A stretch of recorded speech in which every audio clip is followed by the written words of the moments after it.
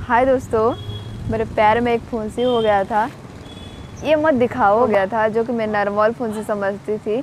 लेकिन 1 महीने के बाद मुझे वो बड़ा बड़ा हो गया और मुझे चलने में बहुत दिक्कत हो रहा था। तो मैं गवर्नमेंट हॉस्पिटल गई थी। तो वो डॉक्टर ने बोला कि ये कर्ण हुआ है। तो मुझे कर्ण नाम से पता नहीं था कि कर्ण क्या होता है। उसके बाद मुझे कैप लगाने के लिए बोला, टेबलेट खाने के लिए बोला। तो कैप लगाई, टेबलेट भी खाई, लेकिन कुछ बेनिफिट नहीं हुआ, कुछ फ़ायदा ही नहीं हुआ। फिर से गवर्नमेंट हॉस्पिटल गई तो वो बोला कि प्राइवेट में चले जाओ। तो प्राइवेट में गई थी तो बोला कि इसको काटना पड़ेगा और वो भेज दिया खरिया रोड हॉस्पिटल प्राइवेट में। तो मैं गई थी वहाँ। काटने से पहले मुझे पैर में एक इंजेक्शन लगवाए, उसके बाद काटे। एक वाइट स्टोन निकला। उसके बाद मुझे 2 इंजेक्शन फिर से लगवाए, एक टीटी लगाए और एक पता नहीं क्या है, एक हाथ में लगाए, एक वेस्ट में लगाए। बहुत दर्द कर रहा था उस समय। और उसके बाद मुझे रेस्ट करने के लिए बोले और 4 दिन बेड रेस्ट करने के लिए बोले। तो कि मैं बेड रेस्ट करने के लिए और चलने के लिए बहुत बिल्कुल भी मना किए हैं। फिर 4 दिन के बाद मुझे और जाना है। हॉस्पिटल गई थी दोस्तों, लेकिन आप लोग को दिखाने की कोशिश कर रही थी, बात भी की, लेकिन डॉक्टर ने मना की कि प्राइवेट हो, तो मोबाइल अलाउ नहीं था उस समय। अगली बार जब जाऊंगी तो आप लोग को दिखाने की कोशिश करूंगी। A few minutes later. तो मैं आप लोग को बता चुकी हूँ मेरे पैर में एक कर्ल हो गया, तो कैसे हुआ स्टोरी आप लोग को बताती हूँ। देखिए देखिए, नंबर से पहले हुआ था मुझे।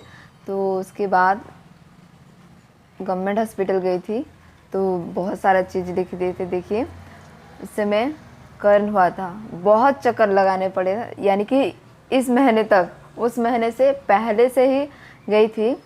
इस महीने तक 20 तारीख से 20 तारीख तक बहुत चक्कर लगाने पड़ा। और वो लोग बोले कि 15 दिन में आपका ठीक हो जाएगा, लेकिन कुछ नहीं हुआ। टेबलेट खाने के बाद भी कुछ फ़ायदा ही नहीं हुआ। उसके बाद मैं अभी जो बीती है तारीख 23, प्राइवेट में दिखाई। तो प्राइवेट में गई थी दोस्तों। तो उन लोगों ने वो बोले कि आपका आपका ये सर्जरी वहाँ नहीं हो सकता। तो खरिया रोड का फेमस डॉक्टर अनिल कुमार नायक के पास गई थी। तो दोस्तों, उन्होंने बोला कि इसको तो काटना पड़ेगा। तो मुझे तो बहुत डर लग रहा था, ऑपरेशन करना पड़ेगा तो क्या हो जाए, क्या हो गया है, ऐसा सोच रही थी। उससे पहले मेरा ब्लड टेस्ट भी किए थे। अभी मेरा हीमोग्लोबिन देखिए, बीपी भी चेक किए हैं।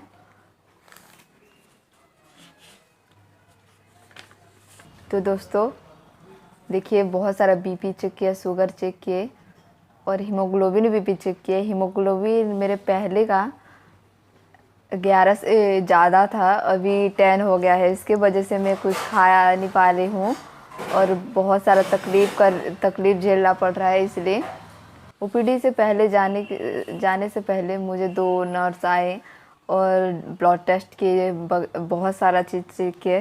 तो मैं बहुत ज़्यादा डर गई थी।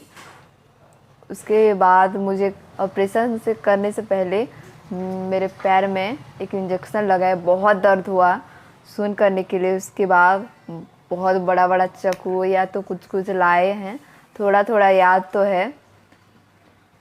उसके बाद बहुत काटे, वाइट स्टोन भी निकला है उसमें और बहुत इंजेक्शन भी बहुत। और फिर उसके बाद और 2 इंजेक्शन लगाए हाथ में और वेस्ट में लगाए। बहुत बहुत सारा इंजेक्शन, ये पहली बार ली हूँ दोस्तों मैं। वहाँ से मैं जैसे क्यों हंस रहे हो? तो तो दोस्तों, मैं वहाँ हॉस्पिटल से जैसे तैसे घर आई। डॉक्टर ने पहले से बोला था कि घर जाने के बाद 4 दिन बेड रेस्ट ही बोला है। तो मैं बेड रेस्ट ही कर रही हूँ, ढंग से चल भी नहीं पा रही हूँ, कुछ भी वॉक भी नहीं जा पा रही हूँ। मुझे वॉक पे जाना बहुत पसंद है, वो भी रुक गया है इसके वजह से। और आप भी किसी भी चीज़ को नॉर्मली मत समझना। जो भी चीज़, छोटी सी भी चीज़ हो तो आप हॉस्पिटल तुरंत जाना।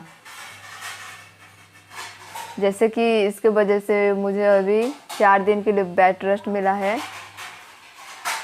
बेड रेस्ट मिला है, बेड रेस्ट मिला है। और पहले से दिखाती तो इतना ज़्यादा तकलीफ़ ना होता मुझे। तो आप लोग भी ऐसा कभी ना करें, जो छोटे से नॉर्मल चीज़ को भी दिखाए। और मैं आप लोग को भगवान से दुआ करती हूँ कि आप लोग को कभी भी ऐसा चीज़ में तकलीफ़ ना होना। तो दोस्तों, मुझे लगा कि आप लोग के साथ मुझे शेयर करना चाहिए मेरा घटना, तो मैं आप लोग के साथ शेयर करी हूँ। और मुझे लगता है कि आप लोग के परिवार में ऐसा घटना कोई कभी भी ना हो और ऐसे नॉर्मल चीज़ ना समझे जैसा कि अभी मैं समझ के अभी बहुत तकलीफ़ झेलना पड़ रहा है मुझे। तो आप लोग को मेरा स्टोरी अच्छा लगा हो तो ज़्यादा से ज़्यादा लोग के शेयर कीजिएगा। जो तकलीफ़ मुझे हुई है आपके साथ या आपके परिवार के साथ या आपके फ्रेंड के साथ ये कभी ना हो। तो इस चैनल को सब्सक्राइब कीजिएगा और धन्यवाद। पेशेंस रखते सुनने के लिए। बाय, नमस्ते।